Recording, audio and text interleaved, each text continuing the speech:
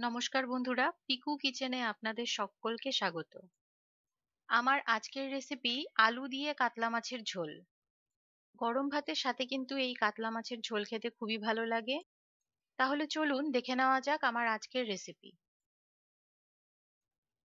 এখানে আমি কাতলা মাছের পেটিগুলোকে ভালো করে ধুয়ে নিয়েছি।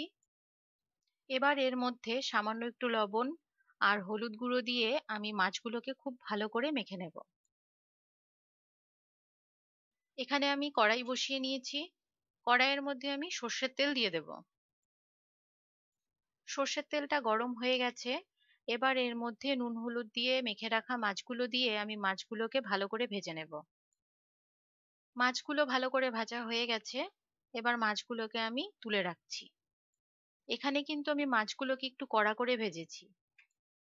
কড়াইয়ের মধ্যে আমি আরো সামান্য কিছুটা সর্ষের তেল দিয়ে দিয়েছি। তেলটা গরম হয়ে গেছে। এবার তেলের মধ্যে আমি দুটো ফাটিয়ে নেওয়া শুকনো লঙ্কা আর হাফ টিস্পুন গোটা জিরে দিয়ে আমি ফোড়নটাকে ভালো করে ভেজে নেব। ফোড়নটা ভালো করে ভাজা হয়ে গেছে। এবার এর মধ্যে লম্বা লম্বা টুকরো করে কেটে রাখা আলুগুলো দিয়ে দেব। আর দিয়ে দেব পরিমাণ মতো লবণ আর সামান্য একটু হলুদ গুঁড়ো। এখন আমি আলুগুলোকে লাল লাল করে ভেজে নেব। আলুগুলো ভালো করে ভাজা হয়ে গেছে। এবার এর মধ্যে 1 চামচ গ্রেট করে রাখা আদা দিয়ে দেব। আদাটাকেও আমি আলুর সঙ্গে খুব ভালো করে ভেজে নেব। আদাটাকে ভালো করে ভেজে নিয়েছি। এবার এর মধ্যে দিয়ে দিচ্ছি 1 চামচ জিরে গুঁড়ো, হাফ চামচ কাশ্মীরি লাল লঙ্কার গুঁড়ো আর সামান্য একটু জল দিয়ে আমি মশলাটাকে খুব ভালো করে কষিয়ে নেব। মশলাটাকে ভালো করে কষিয়ে নিয়েছি। এবার এর মধ্যে পরিমাণ মতো গরম জল দিয়ে দেব। আর দিয়ে দিচ্ছি দুটো চেরা কাঁচা লঙ্কা।